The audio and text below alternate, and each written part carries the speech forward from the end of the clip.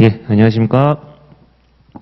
네, 저는 그 합격의 법원에서 무역 영어, 그리고 무역 실무, 대무역법, 외국환거래법을 이제 강의하고 있는 저 이용훈 관세사라고 합니다. 반갑습니다.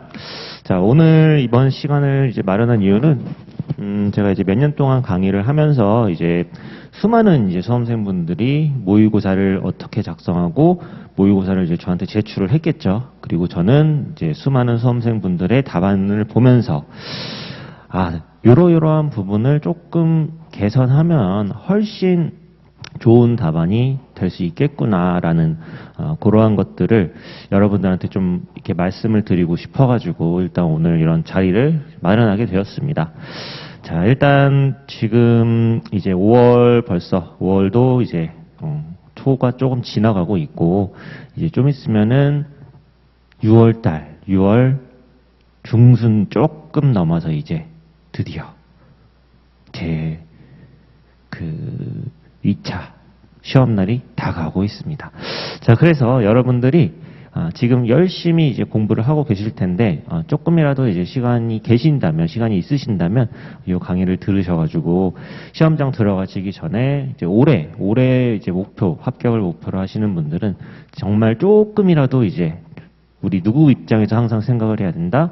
출제자 입장에서 생각을 해야 된다. 출제자가 봤을 때 얼마나 그 답안이 깔끔하고 정제되어 있게 보이는지 그러한 부분들을 여러분들이 조금 개선할 수 있게끔 그런 특강을 좀 마련을 하였습니다. 자, 뭐 내년 시험을 대비하시는 분들은 미리 요 강의를 좀 들어두시고 어차피 우리는 서술형 시험이잖아요. 자, 논술 시험이기 때문에 써야 됩니다.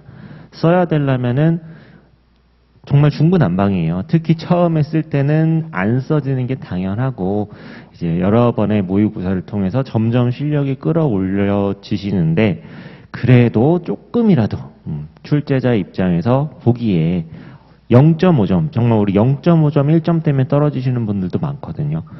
이렇게 썼으면은 내가 0.5점이라도 더 가져갈 수 있었을 텐데 그러한 부분에 조금 초점을 맞춰가지고 여러분들의 뭐 자세한 어떤 지금 내용들에 대한 어떤 설명을 드리는 시간은 아니고 약간 답안 작성의 어떤 요령을 좀 이렇게 설명해 드리는 그런 시간이라고 좀 보시면 될 것 같습니다. 자, 그래서 무역 실무 관련해가지고 자, 어떻게 하면 우리가 조금이라도 점수를 더 가져갈 수 있는지 몇 가지 사례를 가지고 왔어요. 몇 가지 사례를 가지고 와서 그 사례들을 보면서 같이 한번 고득점 답안 작성 비결을 한번 같이 얘기해 볼 수 있도록 하겠습니다. 자, 그러면 일단 넘어가셔가지고 첫 번째 예시를 볼게요. 첫 번째 예시. 자, 일단 우리 시험장 들어가셔가지고 아니면 모의고사 보실 때도 항상 문제는 끊어서 공부하셔야 돼요. 자, 국제무역 거래 시 품질 결정 방법 중 견본 매매에 대해 설명하고 견본 매매에 대해 설명을 해요. 자, 그 다음에 두 번째로 물어본 게 뭐예요? 견본 매매 유의점에 대해 설명하시오. 총 두 가지를 묻는 질문이었습니다. 자, 문제를 딱 읽으시면서 여러분들은 이 문제가 어느 파트에 있다라는 것을 첫 번째 머릿속으로 바로 떠올리셔야 돼요. 어디 있더라? 자, 무역계약의 기본 조건 QQPPPSI 그 중에 퀄러티죠. 퀄러티. 품질 조건이구나. 그 품질 조건 여러 개 있습니다. 품질 조건이 명세서 매매, 견본 매매, 표준품 매매 등등 있는데 그 중에서도 견본 매매를 물어보는 질문이에요. 자, 요 첫 번째 예시는 뭐다? 자, 예시 1 같은 경우에는 이론적인 문제입니다. 자, 우리 시험이 지금 협약과 규칙에서 상당히 많이 나오고 있어요.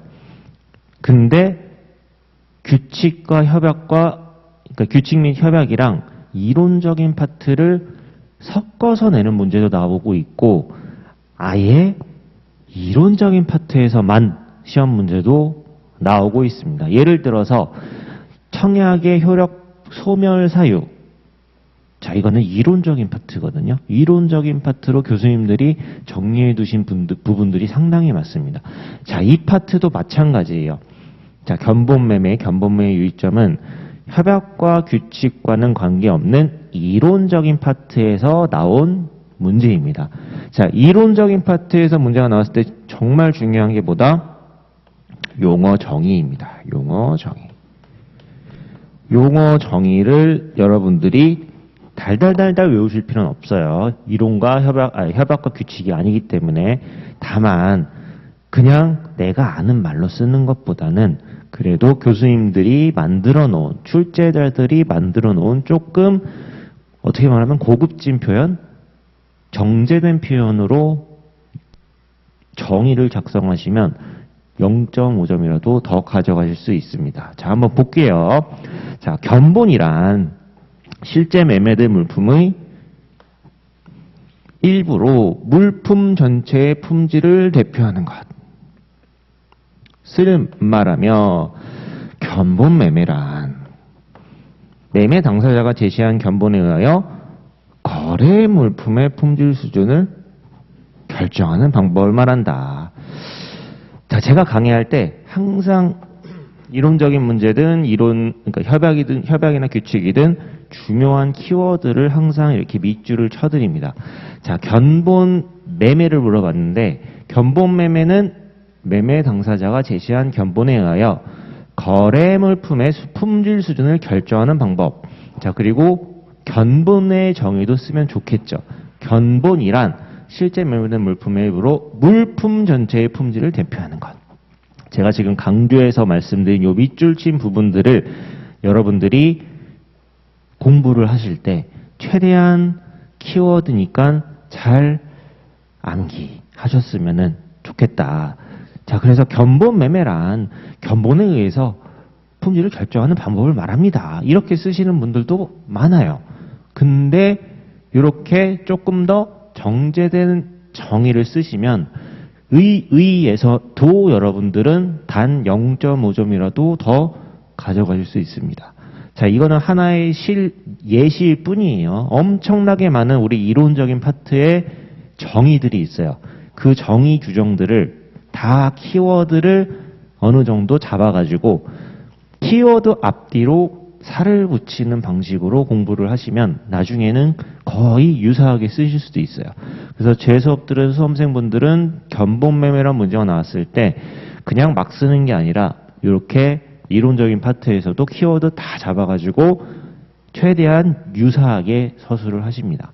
자, 이런 게 굉장히 중요해요. 아무것도 아닌 것 같지만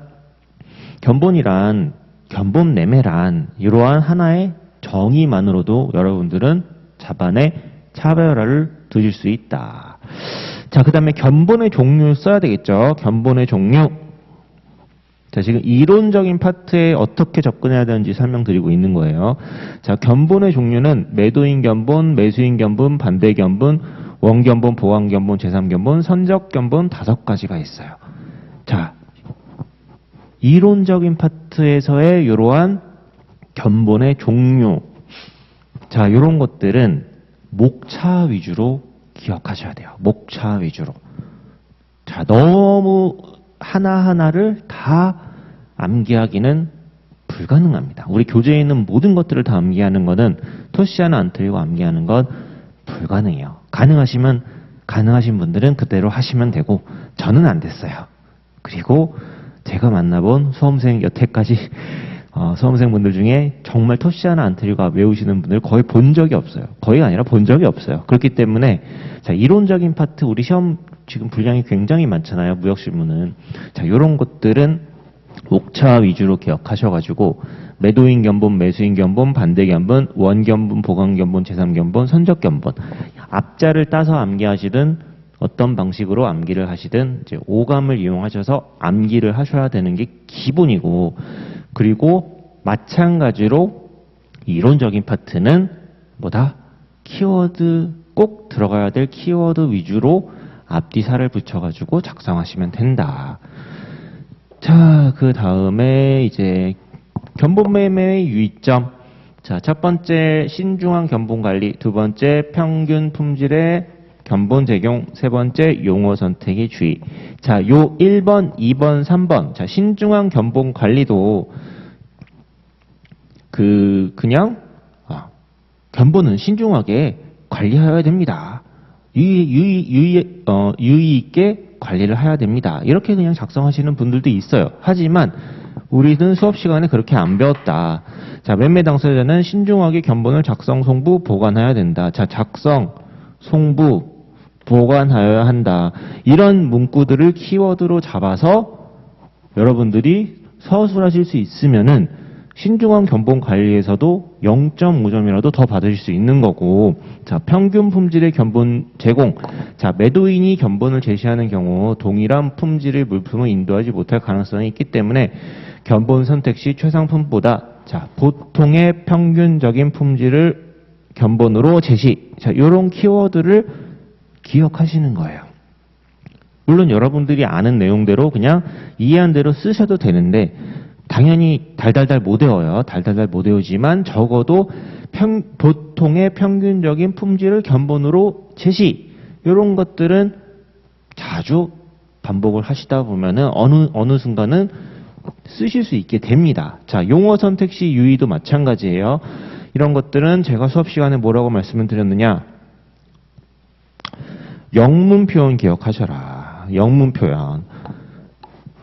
영문 표현 키워드를 잡아가지고 쓰시면은 그냥 쓰는 것보다 0.5점이라도 여러분들이 더 가져가실 수 있습니다.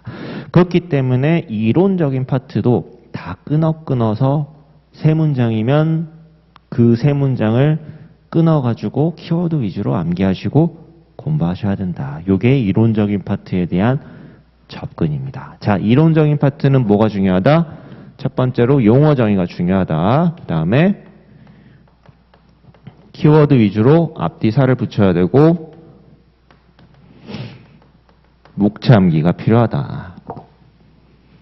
목차 암기 안 하시면 빼먹을 수 있습니다. 그렇기 때문에 자, 첫 번째 이론적인 파트에서 시험 문제가 나왔을 때 여러분은 용어 정의에서도 0.5점 더 가져가실 수 있는 거고, 그리고 키워드 잘 쓰셔가지고 그냥 내가 아는 대로 쓰는 것보다 또 0.5점이라도 더 잘 가져가실 수 있는 그런 답안을 작성하실 수 있게 되십니다. 그렇기 때문에 어디가 키워드고 어디서 끊어야 되고 이런 것들은 수업 시간에 다 해드려요. 그 위주로만 암기하시면 됩니다, 여러분들은. 자, 요게 첫 번째 예시입니다. 이론적인 파트. 자, 이론적인 파트에서 시험 문제 나왔어요. 우리 최근에도 청약의 효력소멸 사유 5가지를 쓰시오. 청약의 효력 발생이란, 자, 정의가 중요합니다.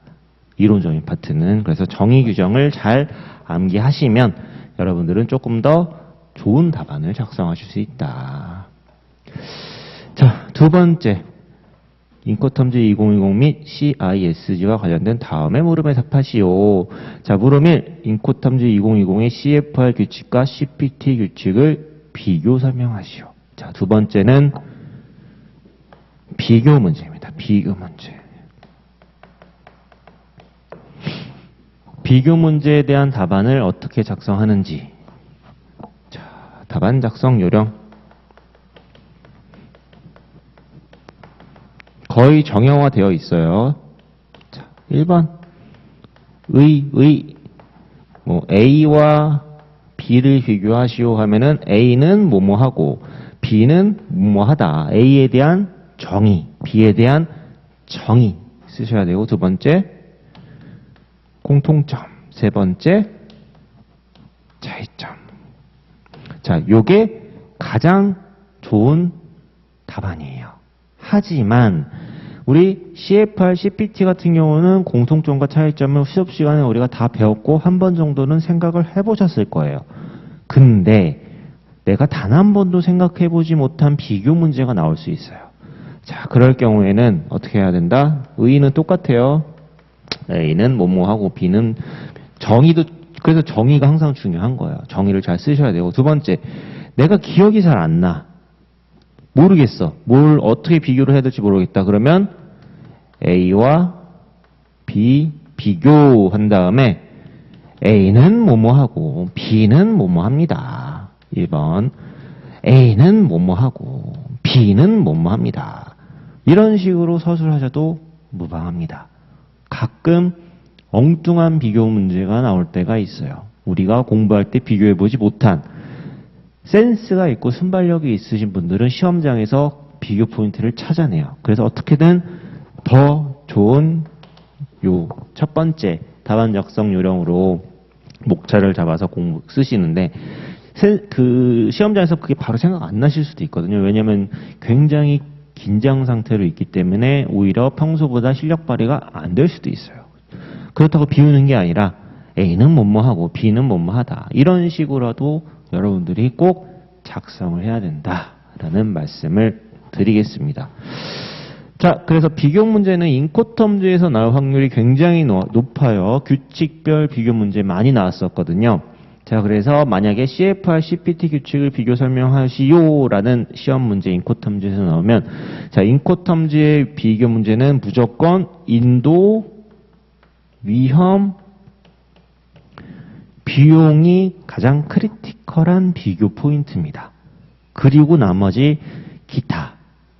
당사자들의 의무가 여러 가지가 있지만 인도의 위험, 위험의 분기, 비용의 분기, 인도 분기, 위험 분기, 비용 분기. 이걸 비교 포인트로 잡아서 서술하시면 되는 거예요. 답안 모의고사 보면은 그냥 목차 하나도 안 달고 줄글로 그냥 쭉 쓰시는 분이 있어요.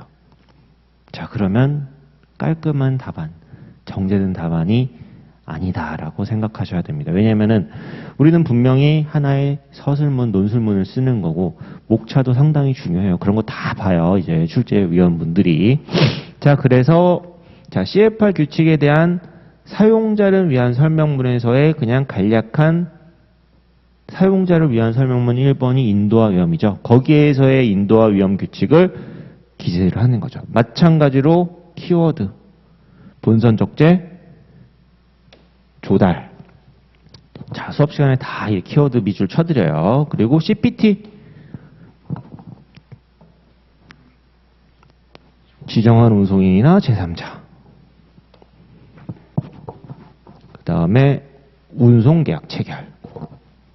자, 이런 식으로 우리 사용자를 위한 설명문, 인도와 위험, 거기에 밑줄 쳐드리고 그 파트를 잘 기억하셔야 됩니다. 그래서 의의는 두 개를 비교하는 거니까 각각에 대해서 간략하게 언급을 해주시는 거죠.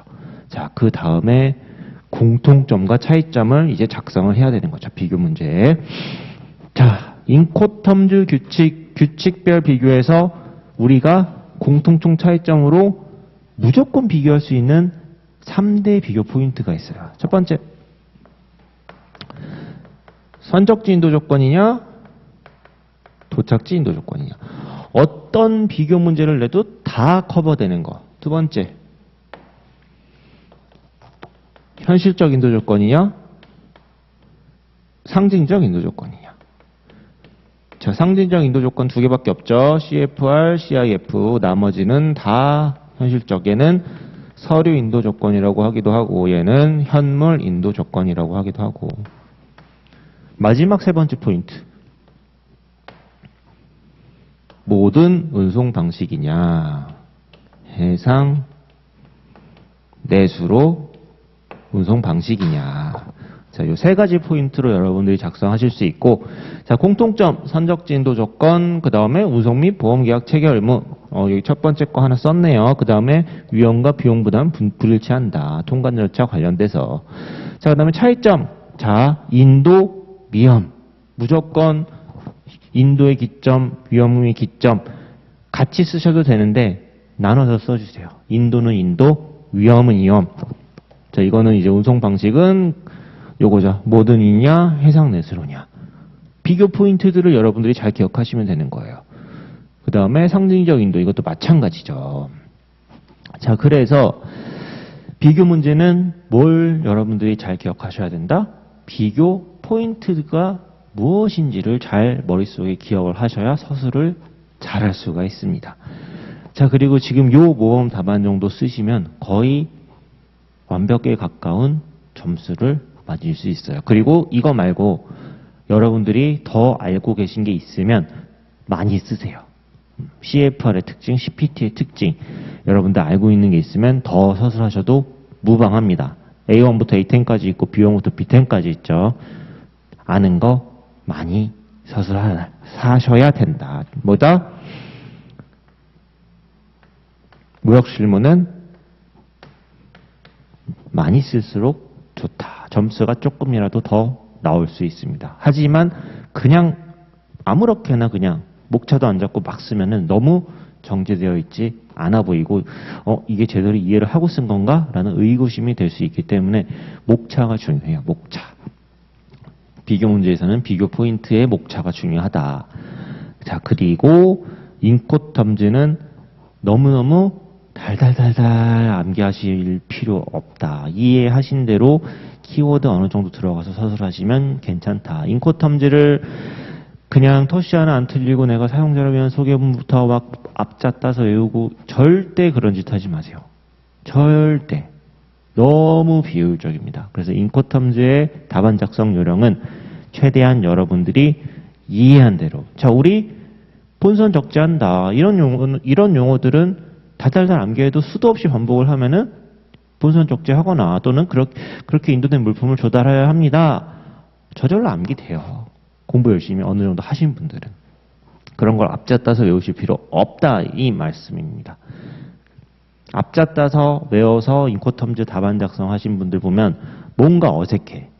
앞자 따는 그 암기식이 좀 기억이 안 난다든지 다른 암기식을 이게 이거였는지 저게 저거였는지 헷갈리셔가지고 오히려 더 어색해 보일 수 있어요. 그래서 출제자들, 채점하신 분들의 어떤 매년 나오잖아요. 수험생들이 그냥 단순 암기한 것을 서술한 것처럼 제대로 이해도 못하고 서술한 것처럼 보인다라고 얘기한 게 이건 협약과 규칙이 마찬가지예요. 협약과 규칙에서 내가 그냥 앞자 따서 외워가지고 문맥이 어색해진 그런 경우가 꽤 많이 발생해요. 이걸 대체 이해를 하고 쓴 건가? 아니면 그냥 그야말로 그냥 앞자 따가지고 외워 쓴 건가? 다른 규칙, 협약은 앞자 따서 외울 필요가 있는 부분도 분명히 있어요. 그런 부분들은 다 체크해드려요. 원문이랑 최대한 유사해야 된다라는 부분들은 제가 말씀을 드리는데 인코텀즈만큼은 그렇게 하실 필요 없습니다. 인코텀즈를 그렇게 공부하시면 무역실무가 부담스러울 수밖에 없고 서술도 잘 안 돼요. 어떻게 서술해야 될지도 모르겠다라는 얘기도 많이 하십니다. 자, 그래서 비교 문제에 대한 접근은 이런 방식으로 좀 하셔야 된다라고 말씀을 드릴게요. 뭐가 중요하다?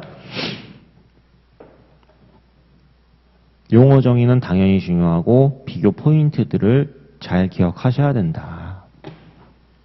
자, 그 다음에 세 번째 유형. 자, 물음 2죠. 인코텀즈 2020과 CIS제에 규정된 매도인의 포장 의무에 대해 설명하시오.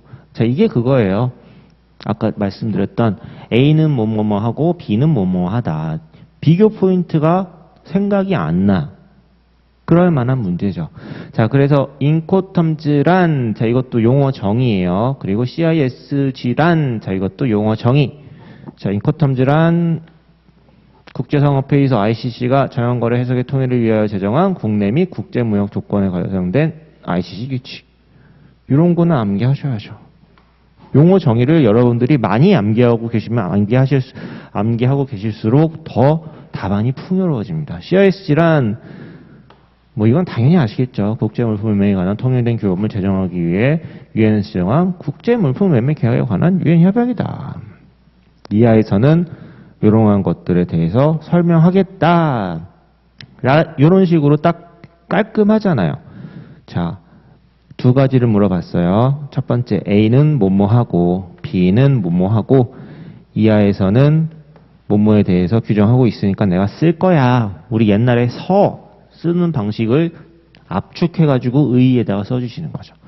자, 그리고 인코텀즈상 포장 의무랑 CIS상 포장 의무 각각 규정 비교 굳이 안 하셔도 돼요. 우리 공부하면서 이거 두 개에 대해서 비교해 보신 적 거의 없을 거예요. 그리고 크게 비교의 실익도 없어요. 그래서 그냥 A는 뭐뭐하고 그게 2번이에요. 인코텀지상 포장임무. B는 뭐뭐하다. CIS상 포장임무. 이렇게만 서술하셔도 충분합니다. 굳이 비교 포인트가 확실한 거는 비교 포인트 잡고 쓰시는 거고. 이거는 비교하라는 문제도 아니었어요. 그리고 문제 보시면 뭐뭐와 뭐뭐에 대해 설명하시오. 그러니까 뭐뭐와 뭐뭐에 대해 쓰면 된다. 아시겠죠? 비교 관련된 문제 예시, 두 번째 예시. 자, 그 다음에 이제 세 번째 예시. 요즘 트렌드랑 가장 유사한 형태죠. 어디다? 협약과 규칙에서 나오는 경우.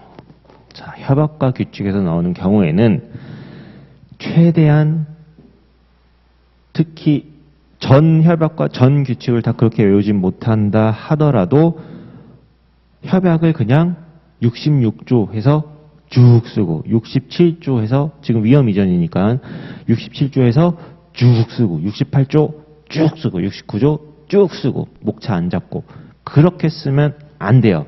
자, 66조는 굳이 목차를 나눌 필요는 없겠죠. 짧으니까. 근데 67조 같은 경우에는 자, 우리 67조도 특정 장소 인도, 측정 장소에서 인도 의무 없는 경우, 그리고 3번, 4번.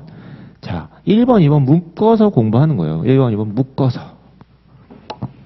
그래서 여러분들 머릿속에는 67조가 총 4개의 목차로 구분이 되어 있다는 걸 기억을 하셔야 됩니다. 그래서 특정 장소 인도 의무가 있는 경우, 그리고 특정 장소에서 인도 의무가 없는 경우. 자, 이것도 보실게요. 매매계약에 물품 운송이 포함되어 있고 매도인이 특정 장소에서 물품을 운송인에게 인도할 의무가 있는 경우에는 위험은 어디? 그 장소에서 물품이 운송인에게 인도된 때. 요게 키워드인 거죠. 문장 3개로 끊고 그 장소에서 물품이 운송인에게 인도된 때. 이렇게 공부하셔 놓으면 계속 회독하시다 보면은 특정 장소에서 인도 의무가 없는 경우는 3가지 문장으로 되어 있고 1번 문장, 2번 문장, 3번 문장 그 중에 가장 중요하게 들어갈 키워드는 그 장소구나. 그 장소. 이렇게 암기하시는 거예요. 그냥 막연하게 67조 쭉 읽어가면서 외우시면은 머릿속에 하나도 안 남아요. 답안 작성할 때 엉망이 됩니다. 엉망. 그래서 틀을 다 잡으셔야 되는 거예요. 이렇게. 그럼 67조에 대한 아주 미시적인 틀이 잡힌 거죠. 자, 특정 장소에서 인도 의무가 없는 경우 2개 못 끈 거예요. 매매계약에 물품 운송이 포함되어 있고 똑같아요. 얘랑 매도인이 특정 장소에서 물품 인도할 이유가 없대요. 있냐 없냐의 차이점. 위험은 매매계약에 따라 매수인에게 전달하기 위하여 최초 운송인에게 인도할 때. 최초 운송인. 이게 키워드인 거예요. 자, 그러면 우리 67조의 가로 1번, 가로 2번 1, 2, 3, 1, 2, 3으로 나눠가지고 여러분들 공부하신 다음에 키워드는 꼭 들어가게끔 쓰시면 된다. 모의고사 내보면은 처음에는 약간 서투르지만 나중에 회독이 많이 되시다 보면 정말 이렇게 협약과 규칙을 조항 하나하나 다 끊어가지고 공부하신 분이랑 그냥 뭉뚱그려서 그냥 67조 쭉 공부하신 분이랑 답안의 수준이 엄청나게 차이가 납니다. 자, 그래서 답안 작성하실 때 협약과 규칙은 이렇게 다 끊어가지고 공부를 하셔야 이렇게 쓰실 수가 있어요. 자, 처분권 보유와 위험의 이전, 물품의 특정 후 위험 이전. 요거는 이제 3번, 4번인 거죠. 3번, 4번도 같이 묶어서 공부하시는 거죠. 목차 나눠가지고. 자, 그래서 4번 같은 경우는 이제 특정. 자, 뭐 화인, 선적 서류 등 특정될 때까지 이전은 되지 않습니다. 요런 키워드, 화인, 선적 서류, 매수인에 대한 통지 한 요 정도 기억하시고 얘는 달달달달까지는 아니고 여러분들이 이해하신 대로 좀 서술하셔도 되는 그런 파트다. 아까 토시 하나 안 틀리고 외워야 되는 파트는 뭐다? 최초 운송인 그 장소. 저런 게 중요한 겁니다. 저런 게 중요한 거. 그러면서 토시 하나 안 틀리고 외워야 될 파트를 점점 줄여나가는 거예요.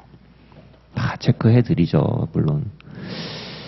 자, 그 다음에 68조. 68조도 마찬가지예요. 68조도 그냥 68조 그냥 원문 그대로 그냥 쭉 쓰는 것보다 나누는 거예요. 이렇게 나누는 거. 쪼개라는 말씀이죠. 쪼개야지 서술이 잘 되니까. 자, 1번, 2번 묶으면 되는 거죠. 계약 체결 시 이전, 원칙, 운송인에게 인도시 이전, 예외, 특별한 사정이 있는 경우 꼭 들어가야 되는 문제예요. 원칙, 계약 체결 시, 운송인에게 물품이 인도된 때, 이런 키워드 위주로 암기하셔서 앞뒤로 살을 붙여야 된다. 자, 운송계약을 발행하는 서류 발행한 운송인, 운송계약을 나타내는 서류 뭐예요? BL이죠, BL. 이런 식으로 문장을 다 끊어가지고 구조화 시켜야지 요 키워드 위주로 서술하야 시, 계약 체결 시, 운송인에게 물품이 인도된 때, 그러면 여러분들 정말 유사하게 쓰실 수 있어요. 자, 그래서 협약계 규칙은 뭐다? 원문을 많이 살리긴 살리셔야 되는데 다 살리라는 게 아니에요. 다 살리려면 너무 힘들기 때문에 최대한 그래도 여러분들이 키워드, 꼭 들어가야 될 키워드 위주로 살리시고 문장을 끊어가지고 기억을 하시면은 그냥 원문을 통으로 앞자 따서 외우셔서 쓰시는 분들보다 훨씬 답안이 체계적으로 보여요. 체계적으로. 이렇게 목차를 나눠서 서술하셔야 된다. 68조도 꼭 3개의 목차로 구분해서 쓰셔야 됩니다. 69조 마찬가지예요. 69조. 자, 운송을 포함하지 않는 매매 위험 이전. 뭐예요? 매도인의 영업소, 매도인의 영업소 이외 1번, 2번 묶는 거죠. 그리고 마찬가지로 키워드 위주로 공부하신 거예요. 자, 그 다음에 3번 불특정물에 관한 계약의 경우, 아, 이것도 특정의 요건이 있구나. 자, 우리 66조랑 68조는 특정이 있어요. 아, 67조랑 69조는. 근데 68조, 운송조가, 전매죠, 전매. 얘는 특정이 없다. 이런 것도 여러분들 목차 잡을 때 기억하시는데, 왜 없다? 운송 중 매매 물품이니까 이미 특정이 전제로 깔려 있는 거죠. 그래서 특정의 의무가 없는 거예요. 그냥 막 외우는 게 아니에요. 68조의 특정이 왜 없는지 이런 것까지 생각하시면서 암기하셔야 되는 거고, 그래야 목차를 잘 나눠가지고 여러분들이 쓰실 수가 있습니다. 자, 70조는 넘어갈게요. 자, 그래서 협약과 규칙을 그냥 원문 통으로 외워서 쓰는 것보다는 이렇게 세부 목차를 다 나눠가지고 키워드 꼭 들어가게끔 문장을 다 끊어가지고 서술하는 연습을 하셔야지 여러분들이 협약과 규칙 관련된 문제에서 훨씬 깔끔하게 답안 작성, 체계적인 답안이 작성이 가능합니다. 그냥 원문 그대로 이렇게 때려 박는다, 그런다고 체계적으로 보이지 않아요. 절대.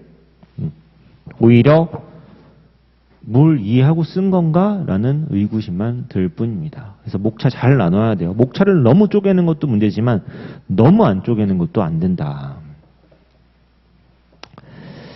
자, 그 다음에 자, 예시 4번째, CISG를 기준으로 다음의 상황에 대해 설명하시오. 자, 물음 1, 매도인의 의무 30조 내지 34조에 대해 설명하시오. 자, 이것도 마찬가지예요. 이것도 협약과 규칙과 관련된 내시가 되어 있고, 자, 이거는 왜 가져왔냐면 시험 출제 가능성이 아주 높아서 여러분들이 그래도 시험 전에 제 강의를 들으신 분들은 조금이라도 더 점수를 잘 맞으셨으면 좋겠다라는 생각에 예시 3과 거의 유사합니다. 예시 3과 거의 유사하고, 자, CISG에서 의무에 대한 시험 문제가 나오면 30조랑 53조, 매도인의 의무, 매수인의 의무, 선언 규정 무조건 써주세요.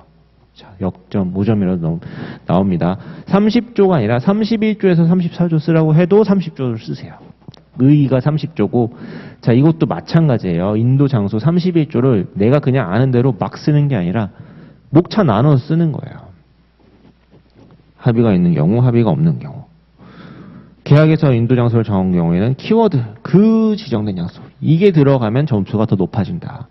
자, 합의가 없는 경우, 계약 물품의 운송이 포함된 경우, 2번 같은 경우에는 이제 기역, 니은, 디귿까지 나눠지죠. 그래서 이것도 기억, 니은. 자, 기억 같은 경우에는 뭐예요? 최초 운송인 요 키워드가 들어가면 점수가 나오고, 특정 물과 관련된 경우 이건 길잖아요. 자, 이런 문장 어떻게 기억하셔서 쓰셔야 된다 보여드릴게요. 자, 매매 계약에 운송이 포함되어 있지 않고, 자, 계약이 특정물 또는 특정한 제곱해서 인출되거나, 첫 번째 나누는 거예요. 제조 또는 생산되어야 하는 불특정물과 관련되어 있고, 두 번째 마지막 당사자 쌍방이 계약 체결 시 그 물품이 특정 장소에 있거나 그 장소에서 제조 생산됐다는 것을 알고 있었던 경우. 1, 2, 3 어디다? 키워드 매도인은 그 장소에서 물품을 매수인에 처분해 주어야 한다. 자, 니은 우리 합의가 없는 경우 기억, 니은, 디귿 요것도 그냥 막 쓰는 경우가 있어요. 그냥 안 나누고. 근데 무조건 이렇게 쪼개세요. 쪼개가지고 목차를 잡아야지 답안이 더 체계적으로 보이고, 특정물에 관련된 경우에는 이 하나의 예시로 보여드리는 건데, 동그라미 1번, 2번, 3번의 사항이 있고 키워드보다 매도인은 그 장소에서 물품을 매수인의 임의 처분을 쓰는 때에 이게 꼭 들어가야 됩니다. 그러면 여러분들 답안이 더 풍요로워지겠죠. 요거 1, 2, 3번은 다 기억 안 날 수도 있어요. 다 기억 안 나도 이 문구가 정확하게 원문 그대로 들어가면 점수 차이 조금은 나겠죠. 조금은 나겠지만 아주 크리티컬하게 중요한 1번, 2번만 썼다 해서 막 5점이 깎이거나 그렇지는 않다라는 말씀입니다. 자, 그래서 기타의 경우까지 잘 해야 되고, 그 다음에 31조가 인도 장소고 32조가 인도 의무에 부수되는 의무고 33조가 인도식인데, 매도인의 임무 나오면 무조건 31조 다음에 33조를 먼저 쓰세요. 인도의 시기. 자, 이것도 마찬가지예요. 1번, 2번 묶는 거죠. 아, 계약상 기일 인도, 계약상 기간 내 인도. 자, 이것도 키워드 뭐예요? 그 기. 자, 두 번째도 키워드 뭐예요? 그 기간 내 어느 시기. 요 문구가 들어가면 충분히 여러분들 점수 잘 넣을 수 있다. 자, 다만 이하는 뭐 기억해야 돼요? 매수인이 이런 식으로 문장을 끊어가지고 구조화시킨 다음에 계속 회독을 하시면서 여러분의 것으로 만들면 토시 하나 안 틀리고까지는 아니더라도 협약과 규칙을 상당히 유사하게 서술하실 수 있습니다. 이해를 바탕으로 해서 암기까지 완벽하게 된 거죠. 그냥 목차 안 잡고 막 외우면은 되게 힘들어요. 32조도 마찬가지 1번, 2번, 3번 나눠가지고 이렇게 쓰셔야 되고, 자, 34조까지 쓰라고 했으니까 34조까지 쓴 거죠. 자, 그 다음에 이제 매수인의 의무 53조에서 60조. 이것도 비슷해요. 거의 동일한 맥락이다. 끊어가지고 여러분들이 쓰시면 된다. 55조, 56조, 57조, 58조, 59조 이런 것들을 이제 앞에 조항들은 굳이 끊을 필요는 없고 한 조항대로 쓰고, 이것들은 목차를 나눠야죠. 나눌 수 있는 건 나눠라. 키워드보다 그 시기 꼭 들어가야 되는 거. 여기서는 뭐예요? 물품 또는 그 처분을 지배하는 서류를 매수인에 처분해 두는 때, 요 키워드가 들어가면 점수가 잘 나온다라는 얘기가 되겠습니다. 그리고 3번, 4번, 5번 같은 경우도 이제 별도로 또 이렇게 끊어가지고 공부를 하셔야 되는 거고. 그 다음에 마지막으로 인도 수령 의무 60조도 꼭 쓰셔야 되고. 자, 여기에서 또 한 가지 말씀드릴 부분은 시험 문제에서 쓰라고는 안 했어요. 근데 매수인의 의무인데 매도인의 의무 파트에 들어가 있는 두 개 조항이 있거든요. 38조랑 39, 44, 44조. 즉 원래 물품을 검사해야 될 의무는 매수인의 의무예요. 하지만 맥락상 매도인의 의무 파트에 맥락, 흐름상 넣어놓은 것들은 얘는 플러스 알파. 점수가 안 나올 수도 있어요. 안 나올 수도 있지만 저 같으면 쓰겠어요. 왜? 0.5점이라도 더 나올 수 있습니다. 이런 것도 알고 있구나. 왜 출제위원들이 그렇게 생각할까요? 출제위원분들이 그렇게 정리해 놨어요. 매도인의 의무 파트에 있지만 매수인의 의무에 해당되는 애들이다라고 엄청나게 많은 그런 교수님들의 교재에 들어가 있습니다. 설명을 그렇게 하시고. 그렇기 때문에 모를 수가 없어요. 이런 것들은 추가 점수를 받으실 수 있다라는 얘기입니다.